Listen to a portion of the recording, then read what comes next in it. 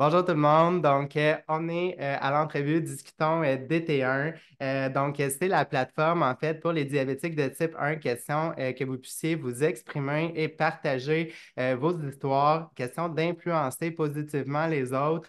Question de nous aider. C'est super simple. Vous pouvez partager sur vos réseaux sociaux. Vous pouvez liker aussi s'il y a des choses que vous avez trouvées intéressantes et même commenter. Et si vous avez des questions pour notre invité, mettez-les dans les commentaires. Je suis sûr que ça va lui faire plaisir d'aller les lire et d'y répondre.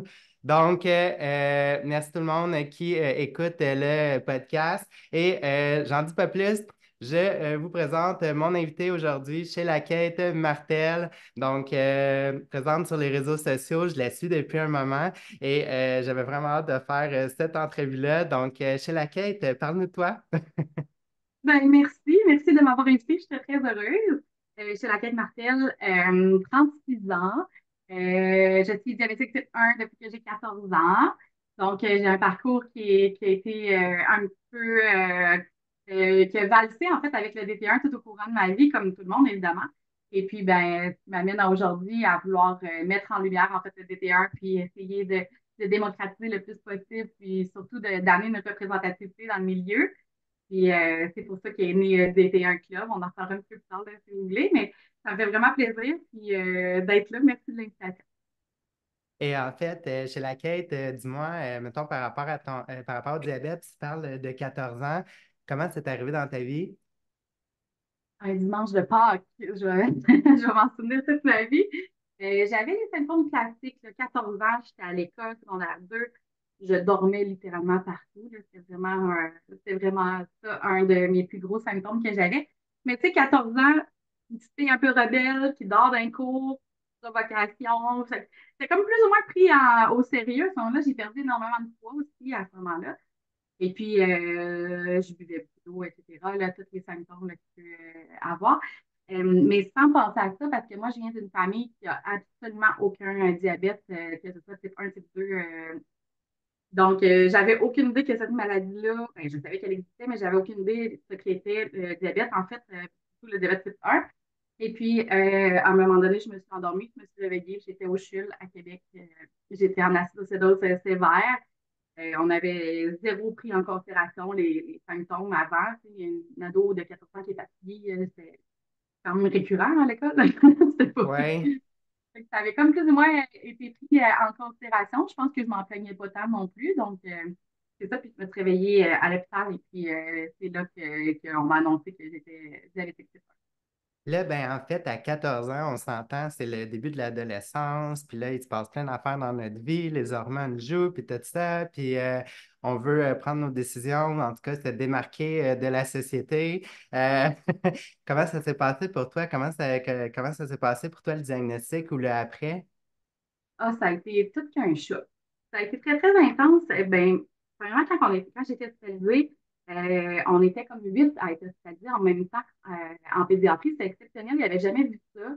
Puis là, c'est comme une espèce de folie, de comme qu'est-ce qui se passe. Puis là, on était super en gros choc. C'était assez difficile à accepter parce que on comprenait pas. Puis, tu sais, si on recule à l'époque, j'ai dit que j'avais 36 ans, c'est quand j'avais 14 ans, donc en 2002, c'était pas les mêmes processus qu'en ce moment, c'était pas les mêmes façons de gérer la maladie. Donc, j'avais faim, j'avais pas le droit de manger, j'étais à l'hôpital, puis je comprenais pas, puis je pleurais, j'étais tellement triste de tout ça. Et moi, je pensais que j'avais le cancer, que j'allais mourir, là. C'était vraiment triste. Puis à un moment donné, ma mère, elle me recadré, puis elle m'a dit la phrase que je vais toujours me souvenir. Elle m'a dit, on a deux choix. Soit on reste là, puis on pleure, on est triste, on peut rien faire, on vit notre peine, c'est tout. Ou à un moment donné, on n'a pas le choix, on vit avec, on apprend à vivre avec, puis on étudie pour on avance. Fait que là, j'ai dit, OK, parfait. Fait qu'à ce moment-là, c'était comme, à l'hôpital, c'était pas si pire, c'était comme, mes amis venaient me voir, tu sais, il y avait comme une espèce de prise en charge. C'est quand je suis retournée à la maison. Ça a été rock'n'roll, là, si on remonte dans le temps, là, on se donnait une dose d'insuline, peu importe ce qu'on mangeait. Il n'y avait pas de calcul de glucides, rien. Fait que là, c'était impossible là, à gérer à ce moment-là, les hormones, les parties. Tu sais, moi, j'étais une petite rebelle, fait que, tu sais, les parties, puis tout, c'était difficile. Puis, on n'avait pas de cellulaire non plus dans le temps. Fait que c'était bien stressant, là, tu sais, j'allais dans le bois avec mes amis, puis ouais, fait que ça a été quand même difficile, ça a été un gros choc, mais au début, on voit plus ou moins, tu sais, qu'est-ce que ça peut amener comme conséquence.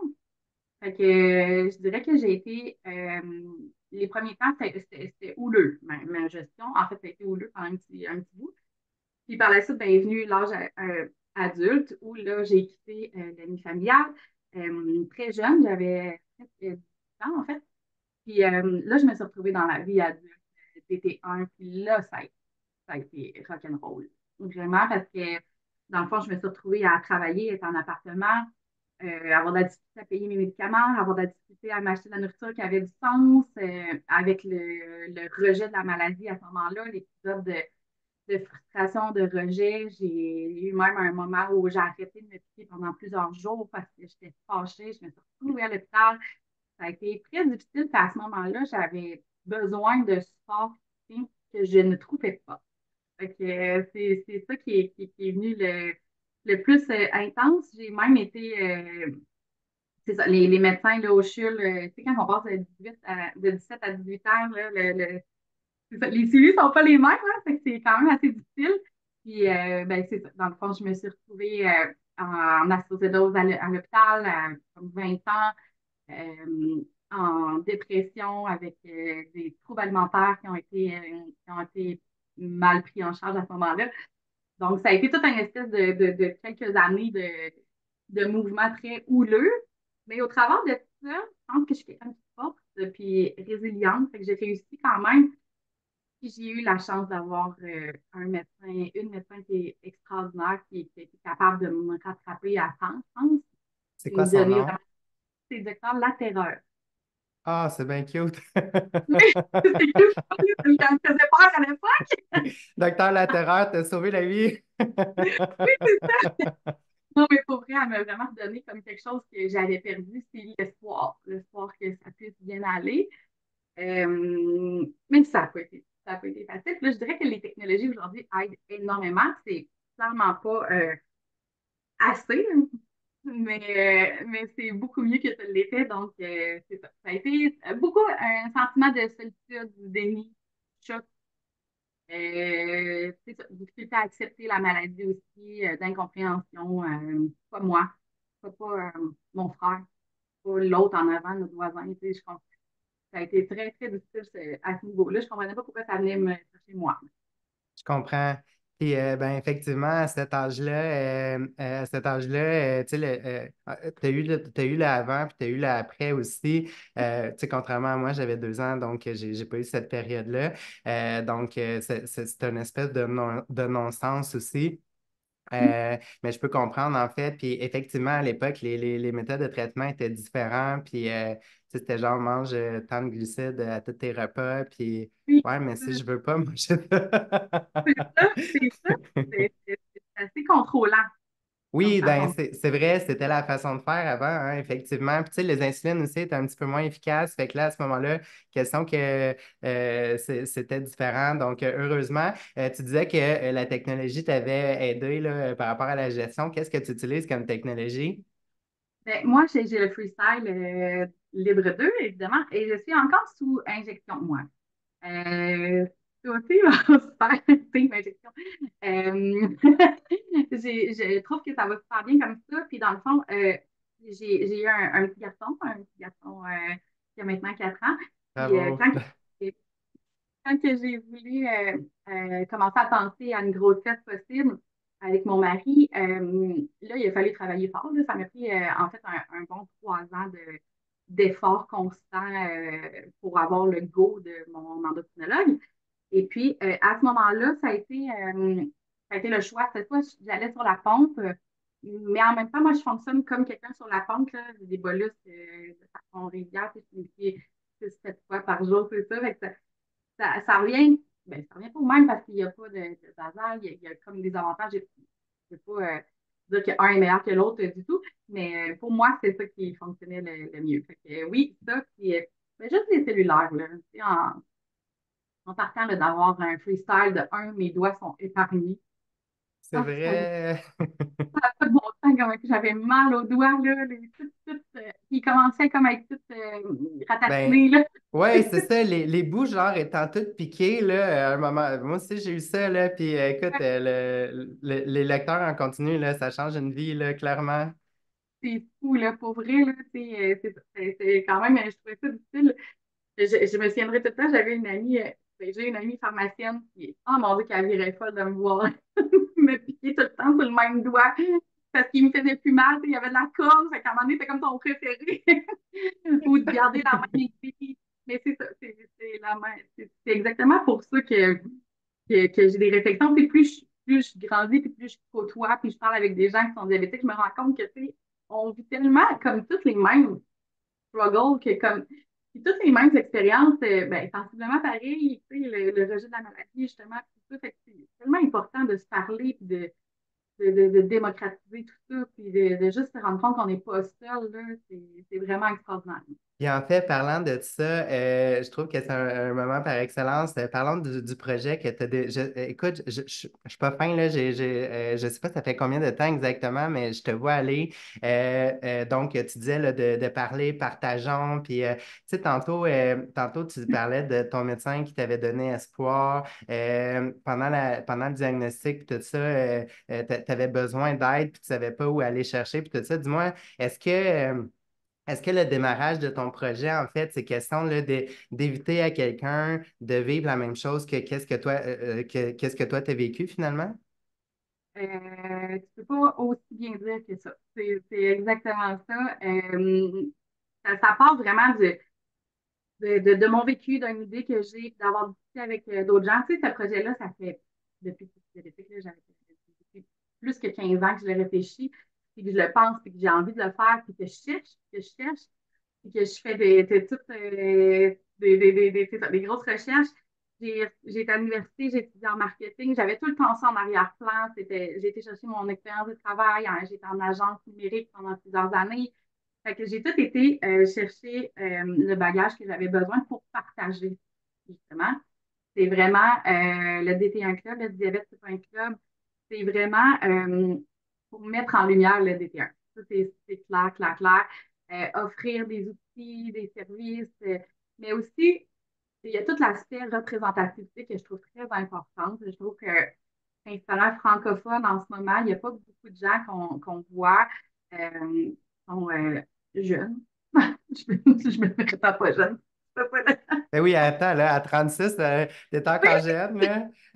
J'ai tout le temps. 38, je Ah, me considère pas vieux, là, tu sais, OK, j'ai plus 18, là, tu sais, mettons, d'un bar, je suis rendu un vieux, là, mais... oui, c'est ça, mais- mais tu sais, je veux dire, il y a des personnes plus âgées qui m'écrivent, puis c'est extraordinaire aussi, parce qu'eux aussi ils vivent d'autres choses, là, tu sais, avec diagnostic diabétique type 1 à l'âge adulte, d'autres façons, en fait, d'autres struggles, là, dans le mot français. Mais c'est ça. Fait qu'il n'y a aucun préjugé à ce niveau. Mais vraiment, jeune adulte, je trouve qu'il y a comme un pivot qui est comme très important d'aller chercher justement l'inspiration, d'aller donner de l'espoir, de la motivation. Puis c'est ce que j'ai envie de faire. J'ai envie d'être avec d'autres mondes là-dedans. J'ai envie que ça grandisse. Ça grandit. C'est beau. Puis ça en vient, c'est encore super beau. Puis pour vrai, il n'y a pas une journée que je ne me fais pas valider ce projet-là. Fait que je me dis qu'il y a la bonne place au bon moment. Puis en même temps, je prends cette opportunité-là, puis j'entre là-dedans parce que dans le fond, il y a eu des mises à pied où j'étais l'année passée. Puis j'ai dit, OK, parfait, là, c'est mon call. Là. J'étais comme là, je travaillais déjà sur mon plan d'affaires. Mais tu sais, en même temps, tout le temps en me disant, pourquoi ça n'existe pas ça avant? Je comprends pas pourquoi que comme. Mais j'ai dit, je vais le faire. Je suis là, puis je vais le faire, c'est ça. Ça prenait une chez la Kate pour partir un projet comme celui-là. Puis je pense que par ton énergie, puis par la personne que tu es, puis la positivité que tu dégages, je pense que ça pouvait pas être quelqu'un d'autre, en fait, qui démarre ça, puis que ça fonctionne aussi bien. Donc, bravo à toi. C'est vraiment, tu sais, en fait, tu disais partager, c'est aussi éduquer, hein, parce que c'est ça qu'on tente de faire. Puis c'est d'inspirer les autres aussi, puis donner l'espoir surtout, parce que souvent, en fait, ça va être un diagnostic. sais, tu reçois ça, tu sais pas trop quoi faire avec, puis qu'est-ce qui se passe après. Tu sais, toi, tu disais, Hey, je pensais que j'avais pogné le cancer, puis j'étais pour mourir. Oui, Ben oui, non, 100%. on vous rassure, là, vous ne mourrez pas demain. Euh, on peut vivre vieux, en santé, en forme, avec le diabète, il n'y a pas de problème. Exactement. Avoir des enfants, avoir une carrière. J'ai une amie que sa petite cocotte, elle avait 4 ans qu'elle a été diagnostiquée, puis tu sais, elle est rendue à 7. Puis elle m'a regardé l'année passée, j'avais été, puis elle me disait est-ce que je vais pouvoir faire le métier que je veux? Mais j'étais comme, mais ma belle, il n'y a il y a rien qui peut t'arrêter, là. Puis, tu sais, au contraire, oh, tu vas être une femme forte, résiliente. Non, non, c'est ça, là, mais ça m'a comme brisé en huit de me faire demander ça, là, tu sais. Oui. Ben, à moins qu'elle veuille devenir astronaute, je pense que ça, on peut Ouais, pas, parce que dans l'espace, c'est un peu complexe, là, puis rendu là, peut-être que ça va être ça, hein?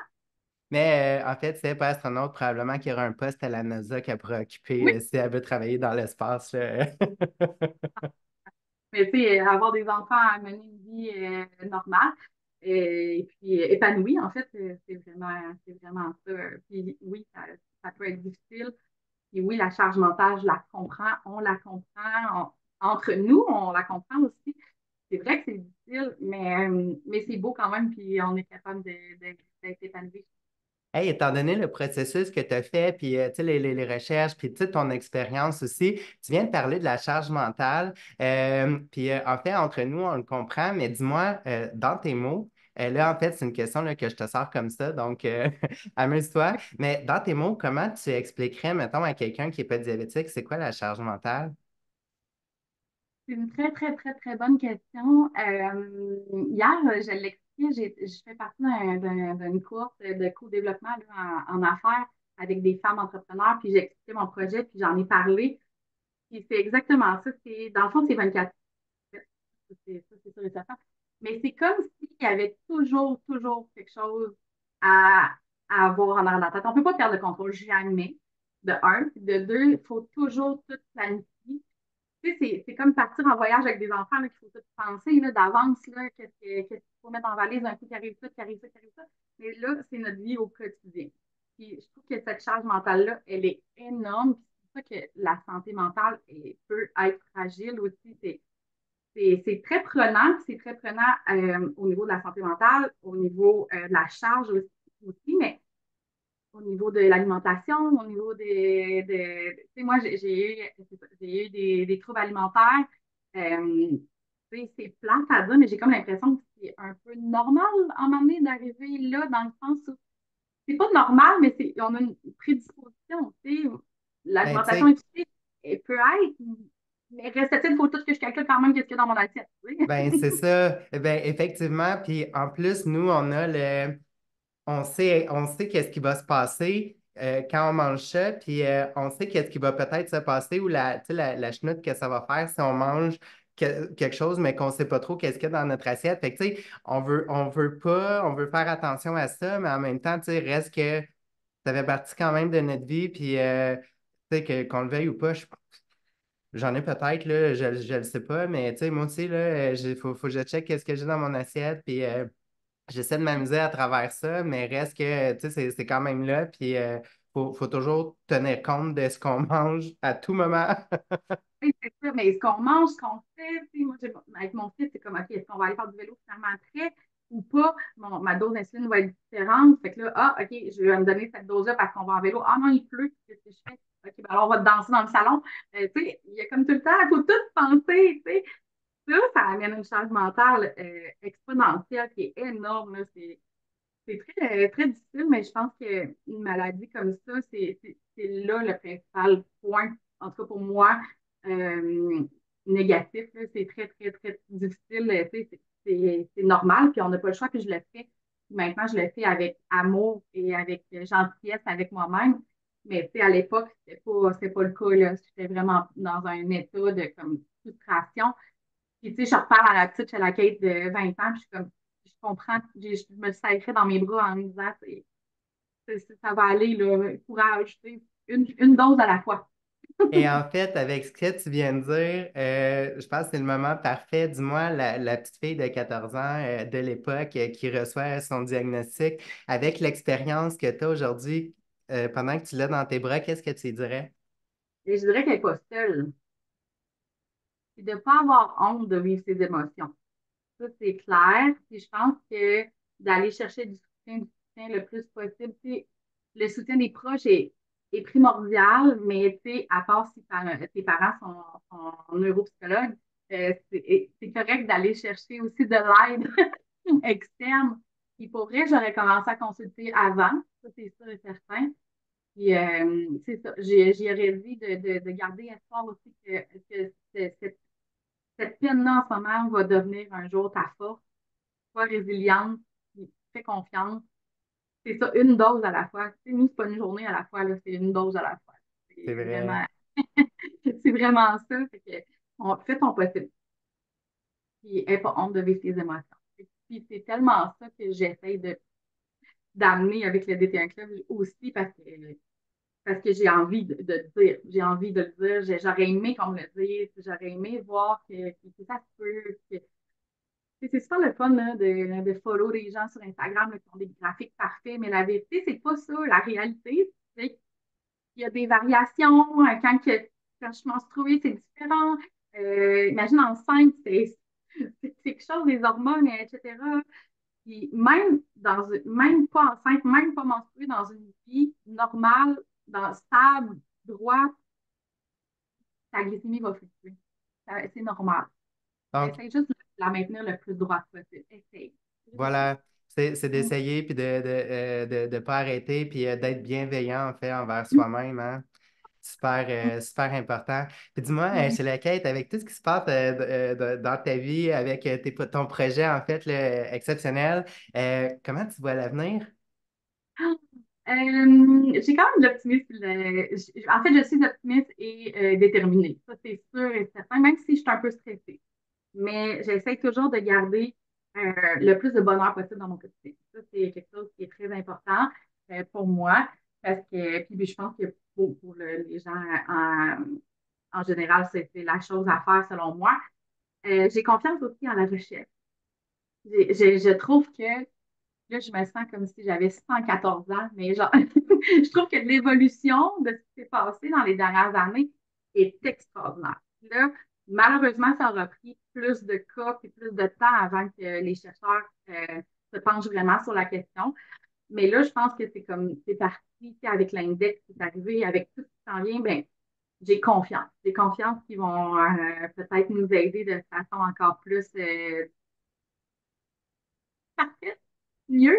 Fait que j'aimerais vraiment ça. Puis, tu sais, c'est ça. Je crois en l'avenir. Je suis positive par rapport à ça. J'ai l'impression qu'avec le DP1, on est en train de créer aussi quelque chose qui va amener du positivisme puis du changement. Puis ça, pour moi, c'est ma mission de vie, là, littéralement. Alors, ça me fait vraiment plaisir. Ça me fait vraiment plaisir d'être là-dedans. Donc, je suis très optimiste. Merci. C'est vraiment beau. Puis, en fait, comme dans mes attentes, là, j'avais vraiment hâte de faire l'entrevue parce que, en fait, t'es souvent te voyant, tout ça. Et c'est exactement ça que j'ai reçu aujourd'hui. Donc, merci beaucoup d'avoir accepté là, de faire l'entrevue avec moi. Et dis-moi, en terminant, qu'est-ce que tu aimerais dire à ceux et celles qui écouteront l'entrevue? Question justement de leur donner un peu d'espoir et du bonheur dans leur vie. Vous n'êtes pas seul. Vous n'êtes pas seul. Puis une dose à la fois, je l'ai dit, mais puis, tu sais, de trouver son petit bonheur à tous les jours, c'est très important aussi. La psychologie positive, on aime ça, ça fait du bien. Puis on n'est pas seul. Puis pour vrai, là, de se parler, puis de se rendre compte qu'on est une communauté, puis qu'on parle. Tu sais, juste avant que ça commence, je te disais que j'étais en hyper, puis j'avais de la misère à parler, une fois que tu as fait un hypo. C'est comme, il y a juste nous, entre nous, qui comprenons ça. Tu sais, je dis ça à mon mari qui est super présent avec moi depuis les 13 dernières années. Il va comprendre, mais il ne comprendra pas autant, me contre. Tu sais. Oui. Puis je pense aussi beaucoup au soutien autour aussi, les parents des jeunes DT1, la famille proche, mari, enfants, etc. Vous non plus, vous n'êtes pas seul. Ça, c'est clair, clair, clair. Puis vous aussi, vous avez une grosse charge mentale malgré ça. Puis moi, j'ai envie de briser les tabous, j'ai envie de parler de sujets qui sont justement tabous, de mettre en lumière le DT1, puis tout qu'on se rende compte qu'on n'est pas seul, qu'on démocratise tout ça, puis que c'est ça. Puis si jamais ben, vous voulez vous abonner à Défi un club, ben, avec grand plaisir, allez sur le diabète.club.ca ou les réseaux sociaux, si vous voulez. On pourra mettre le lien, en fait, dans les commentaires ou dans la description pour que les gens puissent y avoir accès directement.